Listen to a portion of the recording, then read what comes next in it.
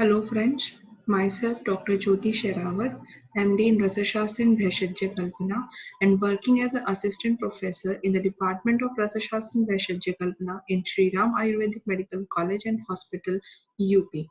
आज का हमारा जो टॉपिक है वो है साधारण रस वर्ग और इसके हम दूसरे कंटेंट के बारे में आज डिस्कस करेंगे, दैट इज संख्या या फिर आर्सेनिक। साधारण रस वर्ग, इससे पहले हम कंपिला के बारे में डिस्कस कर चुके हैं। आज हम संख्या दैट इज आर्सेनिक के बारे में डिस्कस करेंगे। साधारण रस वर्ग का श्लोक मैंने पहले भी आपको बताया है, आज भी एक बार इसका रिवीजन कर लेते हैं। दैट इज कंपिलकस्य आपरो गौरी पाषाण नवसादरः कपर्दो वन्नी जारस्य गिरि सिंदूर हिंगुलो मृदार श्रृंग मित्य अष्टो साधारण रसः स्मृता।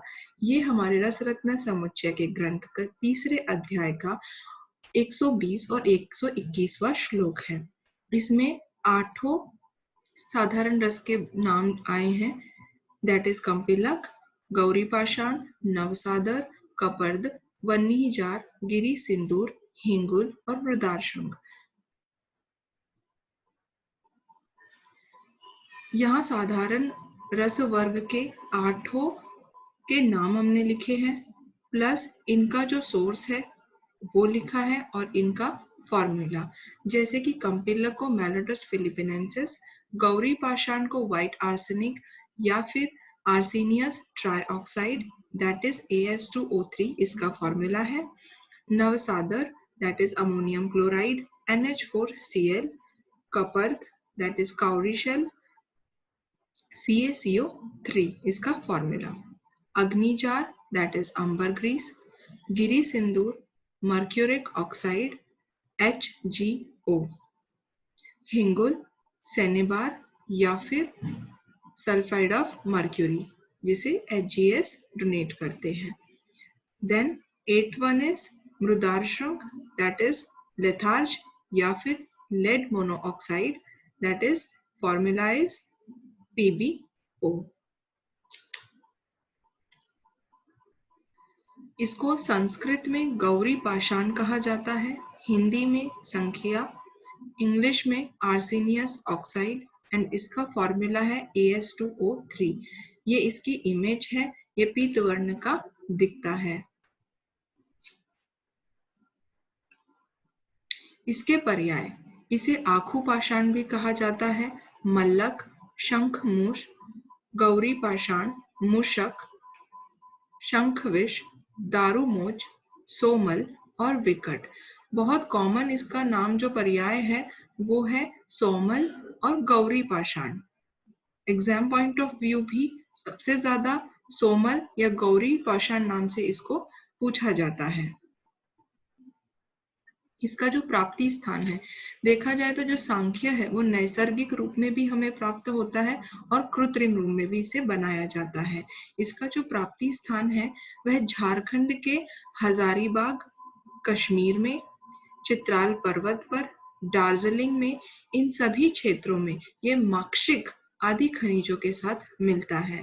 पहले यह चीन से आता था किंतु अब यूरोप से आता है। इसके भेद अकॉर्डिंग टू रसरत्न समुच्चय के तीसरे अध्याय का 124वां श्लोक है ये। इसमें 3 भेद का वर्णन किया है रसरत्न समुच्चय ने, जिसको उत्तम, मध्यम और अधम श्रेणी में डाला है। जो उत्तम श्रेणी में है उसका जो कलर होता है वो श्वेत वर्ण का स्फटिकांब रहता है। ये मध्यम श्रेणी का है दैट इज शंखांब पांडु वर्ण का। इसके बाद तीसरा है अधम, जिसका रंग पीत वर्ण है हरिद्रांब। तो ये पूर्व गुणः श्रेष्ठः मीन्स ये उत्तम, मध्यम और ये अधम। इस तरह से इन्हें 3 श्रेणी में बांटा गया है। जो उत्तम श्रेणी का है इसका मेडिसिनल यूज किया जाता है। इसके जो भौतिक गुण हैं, जो श्वेत सांख्य है ये अधिक मिलता है। यह दूधिया रंग का श्वेत वर्ण का होता है। यह चमकदार और चिकना होता है। अगर इसे अग्नि पर हम रखते हैं या अग्नि पर जलाते हैं तो इसमें से लहसुन के जैसी गंध आती है और उस गंध के साथ वो पीत भाष्प के साथ उड़ता है। अगर इस विष को हम 1 या 2 ग्रेन तक की मात्रा में लेते हैं तो यह मृत्यु का परिणाम हमें इसमें देखने को मिलता है। इसका जो अपेक्षित घनत्व है वो 3.73 है। द्रवणांक जो इसका है वो 200 डिग्री सेल्सियस है जिस पर ये उड़ने लगता है, दैट इज ऊर्ध्वपतित। इसका उपयोग चिकित्सा अर्थ औषधि में प्रयोग होता है। पहले लोग इसे शत्रुओं को विष देकर मारने में यूज करते थे या प्राचीन काल में इसका प्रयोग किया जाता था। आधुनिक चिकित्सा विज्ञान में अनेक औषधि इससे बनती है। कांच और रंग बनाने में इसका प्रयोग किया जाता है। मक्खी मारने की दवा में भी इसका प्रयोग किया जाता है, दवा बनाने के लिए। अब आता है संख्या का शोधन। रस तरंगिणी के 11वें अध्याय का 137वें श्लोक के अकॉर्डिंग हम संख्या का शोधन उसके छोटे छोटे टुकड़े करके उसे पोटली में बांध देते हैं। पोटली में बांधने के बाद उसे एक दोला यंत्र में लटका दिया जाता है जिसके अंदर गोदूत रहता है। फिर 3 घंटे तक अगर हम उसका स्वेदन करते हैं या उसमें उसका पाचन करते हैं तो वह शुद्ध हो जाता है। और 3 घंटे पाचन होने के बाद एक बार पुनः उसको उष्ण जल से प्रक्षालन अर्थात धो लेना चाहिए, तब वह सांख्य शुद्ध हो जाता है। विपाचितम शंख विषम यत्नात् टंकनाभसाः गव्यतुकदेन व याम शुद्धिम आयत्न उत्तमम। ये इसका श्लोक था। अब ये इसका आता है सांख्य का मारण। सांख्य का मारण करने के लिए सबसे पहले हम लोग शुद्ध सांख्य लेंगे। कभी भी मारण करने से पहले जिस भी चीज का आप मारण कर रहे हैं उसका शोधन होना बहुत ज्यादा आवश्यक है। शुद्ध सांख्य लिया हमने अप्रोक्सीमेटली 10 ग्राम। आपको जितने का शोधन करना है उतनी मात्रा आप इसमें लिख सकते हैं। फिर हमें क्या करना है, लाजवंती के कल्क लेना है। कल्क के बीच में हमें इसे शुद्ध सांख्य को रखना है और इसे कल्क को हम शराब के अंदर बंद कर देंगे, दैट इज शराब संपूट हमें तैयार करना है। फिर इस शराब को हमें सुखाना है धूप में और उसके बाद इसे उपलों की अग्नि में जलाना है अर्थात पूट देना है। ऐसे 7 बार हमें करना है, मीन्स हमें 7 पूट देने हैं कि सांख्य का भस्म हो जाए। 7 पूट देने के बाद सांख्य का भस्म निर्वाण हो जाता है। और भस्म के जो परीक्षा लक्षण हमें बताए हैं, भस्म परीक्षा लक्षण, अगर वो उसमें खरी उतरती है तो आप इसको इंटरनल यूज कर सकते हैं।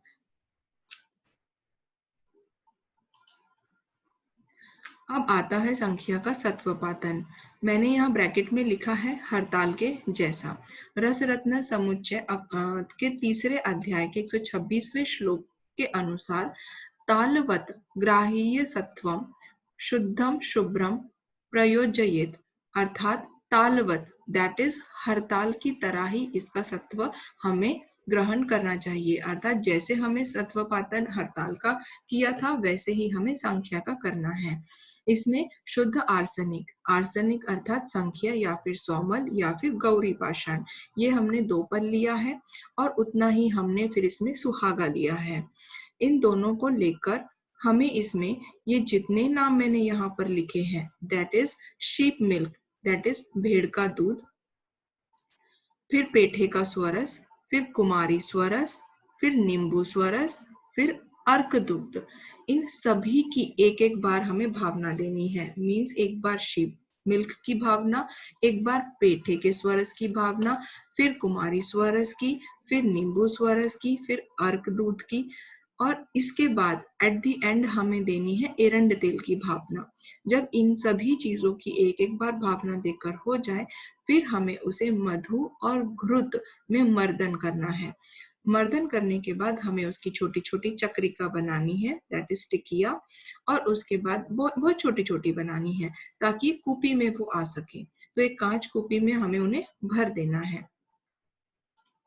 और उसके बाद उस कूपी की कॉर्क लगा के हमें वालुका यंत्र में उसे रखना है और मंद अग्नि पे उसका पाचन करना है। ऐसा हमें 4 दिन निरंतर पाक करना है, मीन्स बिना रुके मंद अग्नि पर हमें 4 डेज तक उसका पाक करना है। 4 दिन के बाद जब वह ठंडी हो जाए तब ऊर्ध्व भाग में से उस बॉटल के हमें वो सत्व प्राप्त करना है। इस तरह से सांख्य का सत्व हमें प्राप्त होता है। अब जो शुद्ध सोमल है उसके गुण, सोमल मतलब संख्या, मतलब आर्सेनिक, मतलब गौरी पाषाण, ये सभी एक ही पर्याय हैं।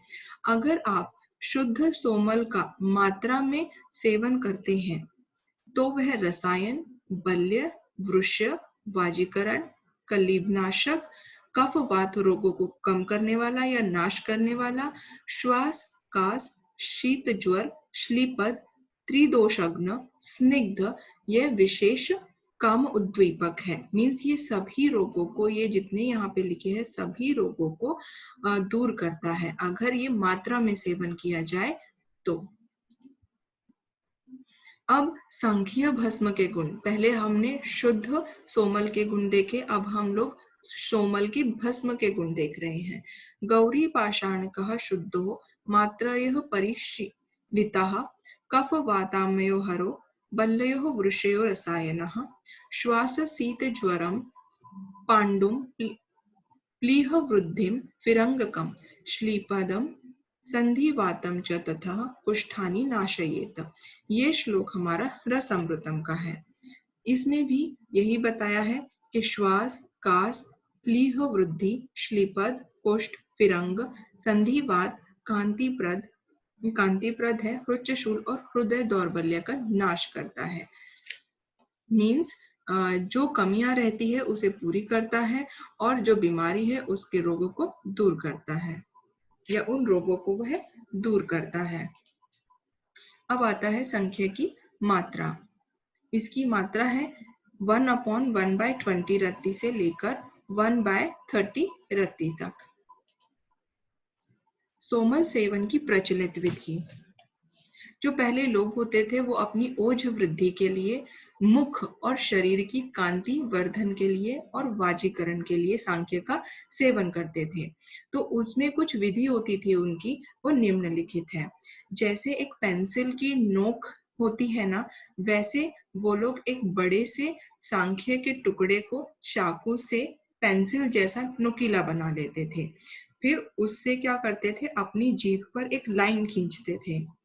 इस तरह से वे जीभ पर हर रोज एक लाइन खींचते थे। ऐसा वे 40 दिन तक करते थे। फिर उसके साथ में वो क्या करते थे, अफीम का जो बीज होता है, जितना बड़ा अफीम का बीज होता है उतनी मात्रा में वो घी का सेवन भी करते थे। इस दौरान जब वह सोमल का सेवन करते थे उस दौरान घी और दूध के अधिक मात्रा में सेवन करते थे और करना चाहिए। अगर इसकी अधिक मात्रा हो जाए, इट मीन्स 1 रत्ती से ज्यादा हो जाए, तो वह तुरंत मृत्यु को प्राप्त हो जाता है और यमलोक को चला जाता है। इसीलिए इसकी मात्रा का प्रयोग बहुत ही ध्यान पूर्वक करें और मात्रा में सेवन करने से ये रोगों को दूर करता है। और अधिक मात्रा सेवन कर ली तो ये यमलोक को भी दर्शन दिखा सकता है, यमलोक का भी दर्शन दिखा सकता है। सांख्य विष प्रतिषेध मात्रा, अर्थात अगर आपने ज्यादा मात्रा में या इसका कोई उपद्रव आप में निर्माण हो गया है सेवन करने से, तो आप इसमें जौ का आटा, पानी प्लस शहद मिलाकर आप उसको घोलकर दे सकते हैं या फिर आप उसको घृतपान करा सकते हैं। इनमें से कोई भी एक चीज की विधि आप फॉलो कर सकते हैं। इसमें से एक अंडे की जर्दी और घृत का भी विधान है, या फिर आप काला तिल प्लस समभाग मक्खन, मीन्स जितना आपने काला तिल लिया है उतना आपको मक्खन लेना है और उसमें मिश्री मिलाकर उसे पीने को देना है। या फिर आप टंकन का जलीय घोल भी उस पेशेंट को दे सकते हैं। करेले का स्वरस भी आप उसको दे सकते हैं या फिर घृत मिश्री मिलाकर दूध उसको पिलाया जा सकता है। इससे जो सांख्य से निर्माण उपद्रव होंगे वो शांत हो जाएंगे, जैसे वमन, जी में चिल्लाना, उल्टी, लूज मोशंस, ये सब चीजें दूर हो जाएंगी। सांख्य के कुछ प्रमुख योग हैं, जैसे चंडेश्वर रस, शंख विशोदय रस, सन्निपात भैरव रस, नित्योदित रस, समीर पन्नाग रस, मल्लवटी। Thank you.